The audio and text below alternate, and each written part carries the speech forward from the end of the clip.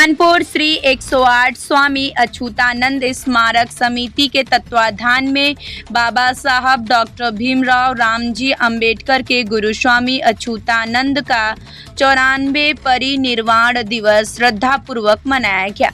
इस अवसर पर नई जमीन कब्रिस्तान थाना नजीराबाद के सामने स्थित स्वामी जी की समाधि स्थल पर एक गरिमापूर्ण श्रद्धांजलि सभा का आयोजन किया गया। सभा की शुरुआत में मुख्य अतिथियों और समिति के पदाधिकारियों द्वारा स्वामी जी की समाधि पर पुष्प अर्पित कर उन्हें भावभीनी श्रद्धांजलि दी गई। इसके बाद समाधि स्थल परिसर में पर्यावरण संरक्षण का संदेश देते हुए वृक्षारोपण भी किया गया।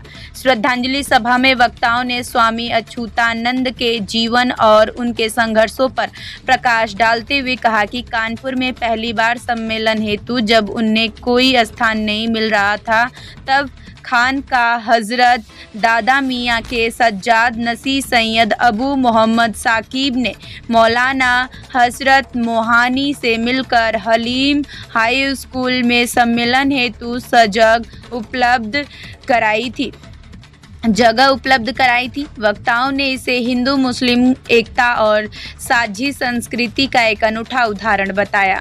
वक्ताओं ने आगे बताया कि जातिवादी व्यवस्था से पीड़ित होकर स्वामी जी के पिता ने मैनपुरी जिला के सिरसागंज मौजा में जाकर बसना पसंद किया था। स्वामी जी ने वहां जातिवादी भावना के विनाश के लिए संदेश देकर मानवतावादी विचारों का प्रसार किया।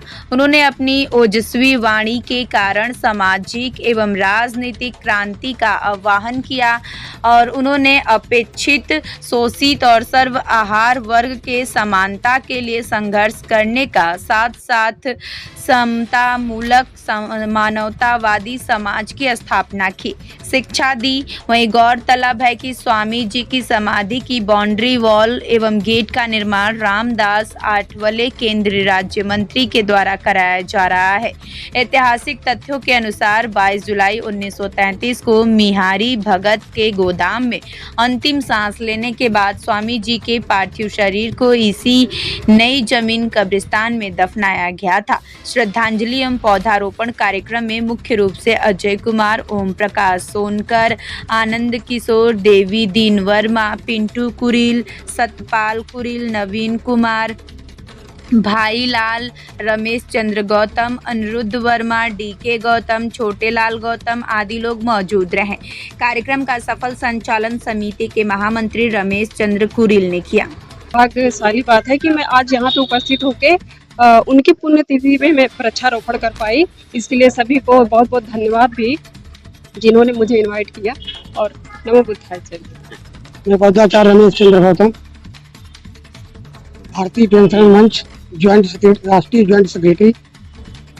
आज जो यहाँ नई जमीन पर स्वामी अच्युतानंद जी के प्रमाण दिवस पर बहुत से लोग इकट्ठे हुए हैं, सैकड़ों की संख्या में।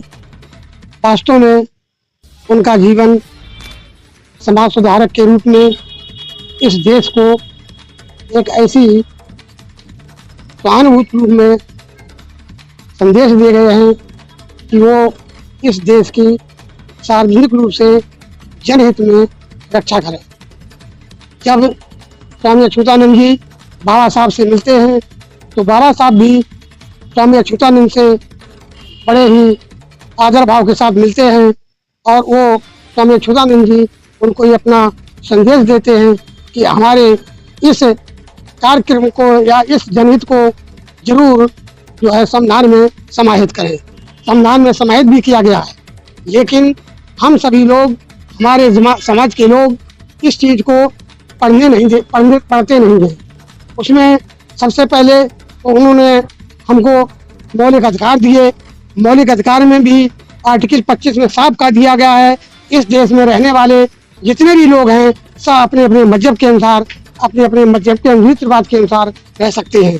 और उन्होंने समानता का अधिकार दिया। जो अच्युतानंद का कहते थे कि इस देश में सभी लोग समान हैं, तो बाबा साहब ने उस समानता के अधिकार को भी इस अपने संविधान में समाहित किया है। उन्होंने शिक्षा का अधिकार दिया है। उन्होंने आर्टिकल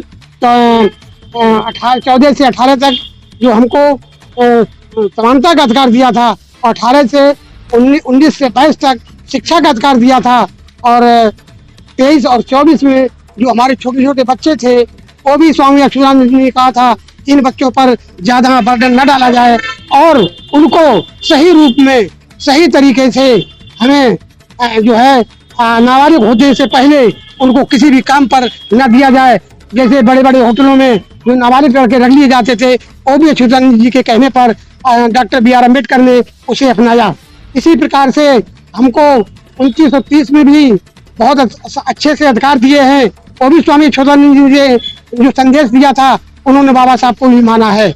आर्टिकल 32 जो अच्युतानंद ने कहा था एक जनता जो छोटी से लेके है नीचे जो कहते हैं वो भी आर्टिकल 32 में जो है सीधे सुप्रीम कोर्ट में अपनी याचिका दायर कर सकता है, ये भी उन्होंने कहा था। इस प्रकार से मुझे याद होता है कि स्वामी अच्युतानंद जी के जो पढ़ा है डॉक्टर बी आर अम्बेडकर ने, उस पर जरूर डॉक्टर बी आर अम्बेडकर ने ध्यान दिया है और उनकी बातों को रखते हुए अपने संविधान को बनाया है। मैं यही चाहता हूँ कि सभी लोगों से कि स्वामी अच्युतानंद जी के बताए हुए रास्ते पर सभी लोग चलें और अपने देश का उद्धार करें, तभी देश की एकता और अखंडता कायम रह सकती है। मैं सभी लोगों को अंत में धन्यवाद देता हुआ अपनी बात समाप्त करता हूँ तथा सभी पत्रकार महोदयों को बहुत बहुत साधुवाद देता हूँ।